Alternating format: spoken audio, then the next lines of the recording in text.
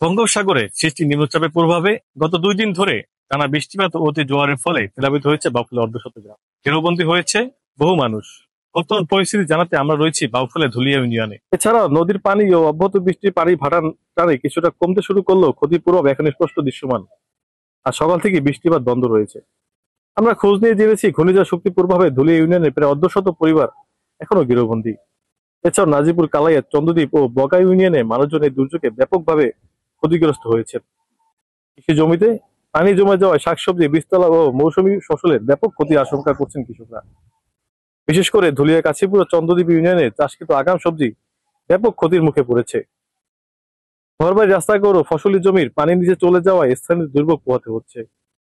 এখন অনেক এলাকায় বিদ্যুৎ সংযোগ বন্ধ রয়েছে এবং এখন পর্যন্ত ত্রাণ সহায়তা না পৌঁছানোর অভিযোগ করেছেন অনেকে। আমরা এখন সরাসরি কথা বলার চেষ্টা করব এখানে যারা স্থানীয় রয়েছেন এবং ভুক্তভোগী পরিবারের সাথে। এর কারণে আমরা চলতে ফিরতে অনেক কষ্ট হইতেছে। সময় থাকি নাকি বেশি, সময় সময় আর অত কোনো কাজ না। গরমের দিনে অনেক কষ্ট হইতেছে। চুলা পাড় সব তলাই গেছে পানিতে, পাক কাটতে পারি না, কোনো কিছু করতে পারি না, রান্না বান্না করতে পারি না। তলাইতে পানি আসছে, এবার রাত্রে এবার একটু কমছে পানি। মালা সমস্যা হয়েছে, পুকুরে মাছ আসলে মাছ গেছে গিয়া, হাঁস মুরগি পানিতে কমে কমে গেছে গিয়া, এই বাজে দিলে আমার সমস্যা হয়েছে। পানিতে আমার চলাফেরা করতে কষ্ট, পাকঘর তলাই গেছে, পাক করতে পারি না, পুরাবার নেই আমার কষ্ট। বিদ্যুৎ না থাকায় এসএসসি পরীক্ষার্থীদের পড়াশোনার ব্যাঘাত ঘটেছে এবং কৃষকদের অনেক ক্ষয়ক্ষতি হয়েছে। কৃষিখাতে পানি জমে এসেছে, যার কারণে কৃষকদের অনেক ক্ষয়ক্ষতি হয়েছে এবং রাস্তাঘাট ভেঙে চুরে গেছে পানির কারণে, এবং অনেক ঘরবাড়ি বা গবাদি পশু পানিতে তলিয়ে গেছে।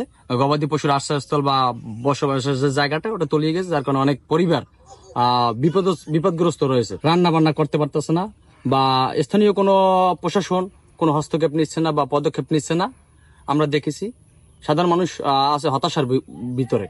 আমাদের ধুলিয়ায় বেশ কয়েক কোটি টাকার মাছের ক্ষয়ক্ষতি হয়েছে। আমাদের যে ঘেরগুলো আছে এগুলো থেকে প্রতিনিয়ত মাছ বের হয়ে যাচ্ছে এবং পুরা এলাকা আমাদের পানিতে প্লাবিত হয়ে গেছে এবং এই পানির কারণে এলাকার মানুষ তারা নিজেদের বাসা বাড়িতে থাকতে পারতেছে না, তাদের আশ্রয় কেন্দ্রে যাইতে হইতেছে।